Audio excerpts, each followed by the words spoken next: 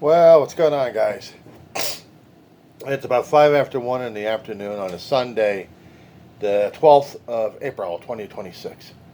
And I just got a news flash that I'm waiting for the corporate media to catch up on. Oban's election happened. Oban is no longer Oban. He has been kicked out. According to what's been posted by AP and also by others, AP reads, Hungarian Prime Minister Viktor Oban concedes defeat after painful election result. Apparently after a percentage of 52%, and the opposition was still climbing at this point. Despite the fact that Oban had support from Putin and President Trump in the form of clusterfucks going over there to pronounce and prance and say Trump's way and Putin's way of dealing with shit. It's suitable for Hungary. But Hungary's population is still saying no. So they're indicating in the article that was posted. When was this posted? Oh, actually yesterday around 9 o'clock. 9:11. They're still counting it out. But it was still 60% of the vote. Now, normally, in the United States, if we actually had votes going on, we'd still wait for the final tabulation. But this was a countrywide. And countrywide said 60%. The votes counted. And the opposite leader, Peter Magyar's party, dominated the vote, according to the AP, in a bombshell election result with repercussions around Europe and beyond. Thank you, Hungary, he posted on X, as thousands of his supporters thronged the banks of the Danube in Budapest. Across town, Oban told his followers that I congratulated the victorious party. We're going to serve the Hungarian nation and our homeland from opposition as well. So, with 60% of the vote counted, Magyar Tizar's party had more than 52% to 38% for Oban's governing Fidesz party. That proportion will change as more votes are counted. But it is a major blow for Oban because he's discovering that the people have an issue. Could not say their piece. But they said their piece in the election.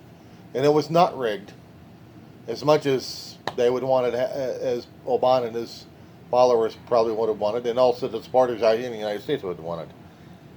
But no, the people said, out. He goes.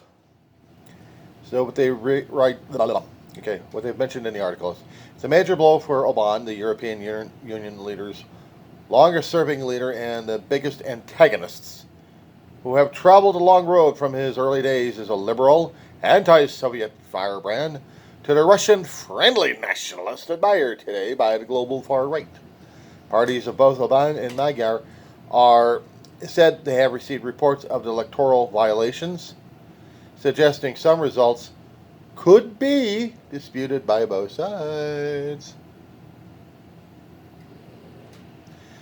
But if a man is saying he's had enough and he's saying, okay, I listen to what people are saying, then this means something to the rest of the world at this point. Not to mention to his country. But it's also a message to the far right in our country, the United States of America, saying, we're having an issue over your shit, guys, including the Supreme Court, which on social media, there is call for a lot of re-election. Actually, recall. And impeachment. In my understanding of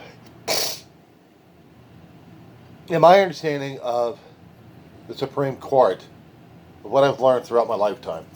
And I could use a lot more refresher course on this one.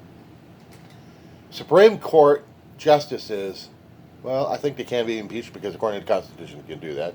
They can also leave on their own accord or else they can die in the office. So they can quit their job and get the hell out with a retirement. Or they can be impeached or going to die. That's about it. Every other lower court, including appeals, have to be voted in. But the Supreme Court? There's no votes for this one. Has to be presidential appointed. Now the bitch of it is, no matter how many times the people are screaming impeach now, they don't get it. Before the midterms come, Trump's party, his version of the Republican Party, which I call the Trumplican Party, and still will, have control over both House and exec, and unfortunately over Supreme Court. When the midterms come in, and I'm hoping to God it does, we're not in a shooting match with a constant war like we've had a long time ago with Afghanistan and Iraq and a terrorist hunt. I'm hoping we're getting out of Iran. I know we're going to have egg on our face. We can deal with egg on our face. We have to deal with egg on our face. Vietnam was a screwed up thing altogether. Nixon, what was it? Kennedy couldn't help but get us into the war because he had Senate advisors over. Johnson inherited the whole damn thing and then handed it off to Nixon. But the United States had to deal with egg on our face with a hell of a lot of people injured and dead. We were the only country going after Vietnam. For how long?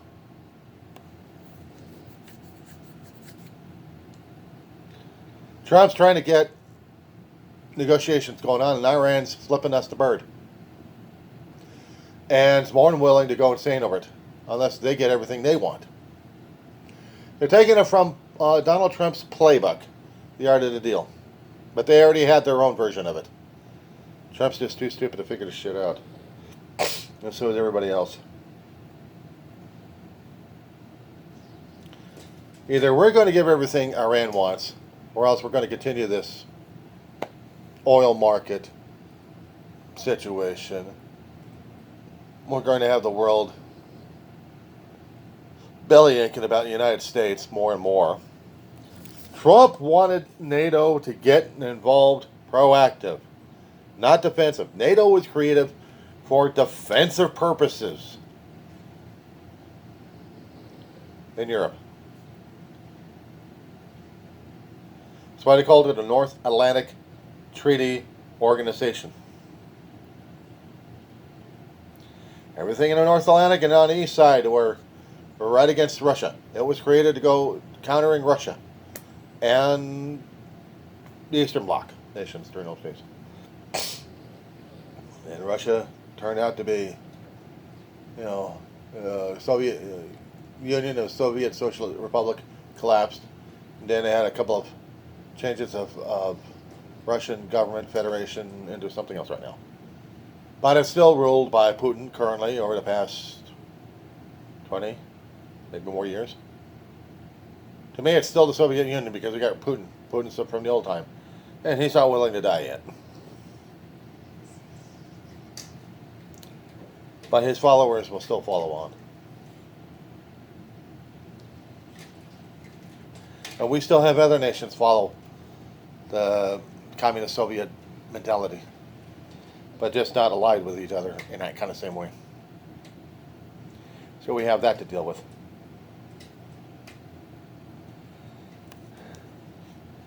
Do I feel that Trump is trying to kill us one way or another?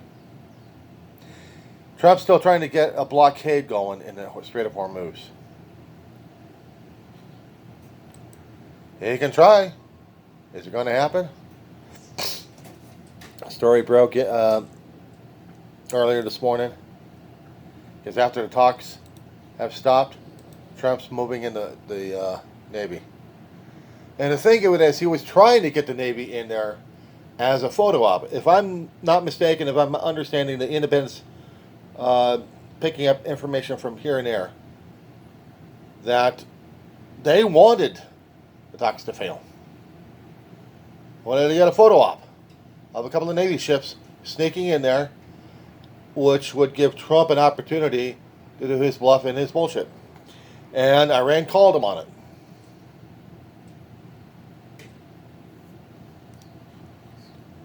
He's trying to do everything he can by cheating, every which way he can, to get what Trump wants. Which is more oil, more control, more over everything. Eventually, if it is, it ain't going to help him much.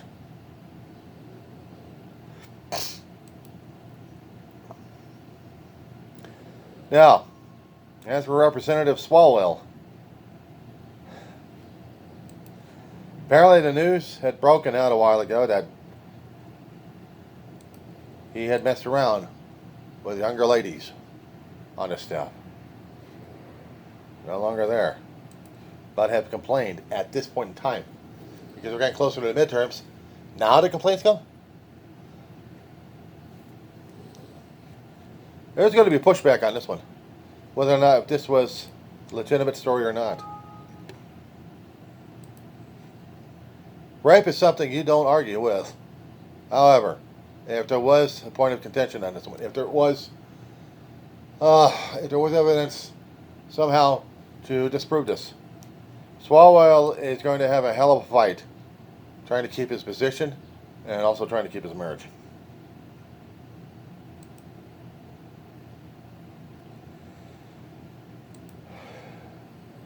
And with Trump trying to capitalize on the good things about NASA while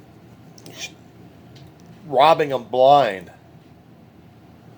I don't know whether or not NASA is going to continue with the budget that they got and how well it's going to be run at this point. Because we still have Hegseth and his insanity still wanting troops to go ape. He still wants the draft instituted. You're of an automatic age, you're supposed to be signing up. You're supposed to be registering for a draft. Hegseth wants a draft. He wants a draft.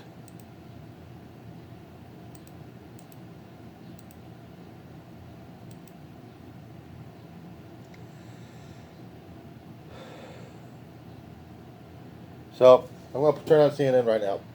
Years has conceded defeat in the country's national elections. CNN senior international correspondent Melissa Bell is in Budapest, where you've got a whole lot of very excited, seemingly happy people about the outcome around you. That's right. They really come out onto the streets of Budapest to celebrate. These are TISA supporters who understand now not only that Peter Magyar has won the election, becoming the new Hungarian Prime Minister, but also that the TISA party has achieved the two-thirds majority in the parliament, giving it that supermajority that Peter Magyar had promised he would use to return the rule of law to Hungary. And as you can see, a lot of celebrations going on here in Budapest. We've spoken to young people sort of in their 20s who've told us, look, Viktor Orbán had been in government, in power, practically all of our lives. They can't quite believe that it's finished. And I think one of the most surprising things, and what's at the heart of some of this disbelief here on the streets tonight, and all of this enthusiasm, is the fact that Viktor Orbán conceded as quickly and as easily as he did. And I think the theory is that it's proven such a landslide for Peter Magyar that really the numbers were simply against him, and it was the only thing that he could do. So a fair amount of disbelief, a lot of joy, a great deal of excitement. We've watched the grown men leading this party crying, hugging each other earlier on down by the Danube, where they were holding their celebrations. But as you can see, it is all of Budapest, really, that has come out now to show their support, their enthusiasm, and a certain disbelief that this has actually happened in such a dramatic way. The figures really are quite astonishing. We've watched parliamentary seat after parliamentary seat held by some of the founders of Viktor Orbán.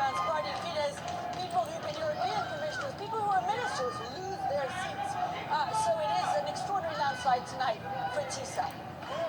And so what does it say about the turnout? Because you had mentioned that, mostly young people are very enthusiastic about the outcome. Was there something about their voter turnout that, made the difference here? I think that is absolutely correct. Peter Magyar ran this remarkable campaign, Frederica, where he went all over the country, deep into the countryside. He spoke to the young, he spoke to the elderly, he spoke to the cities.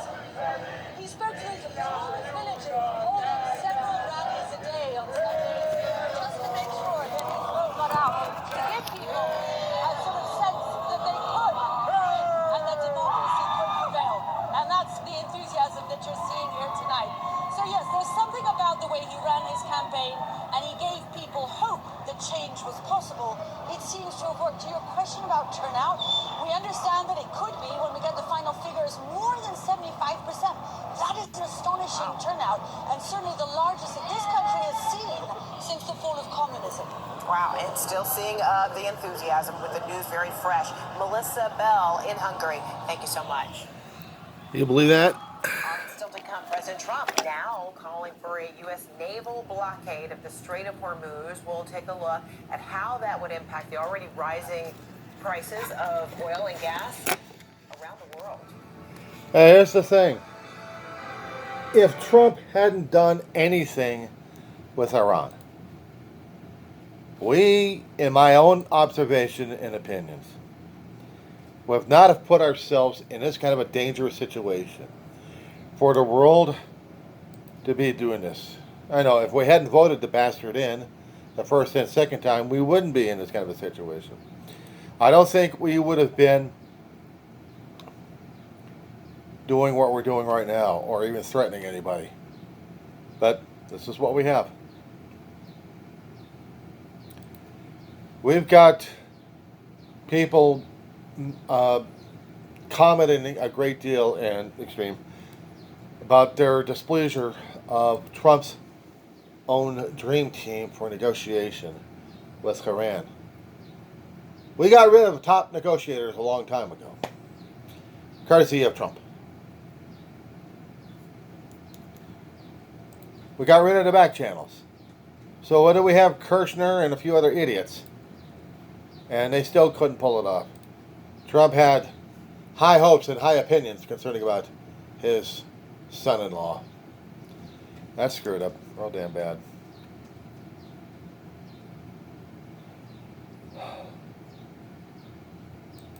So for right now, we're still on an edge, guys.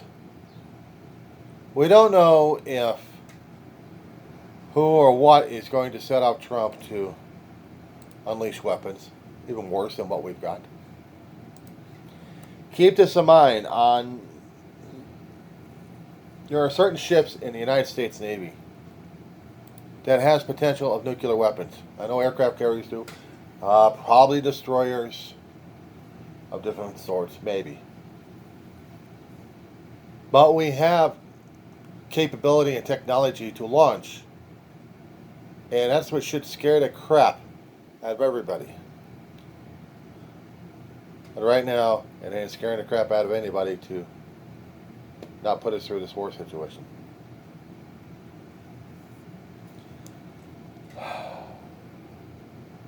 We have no idea what the hell to say at this point. Maybe another message. That being said, for this one.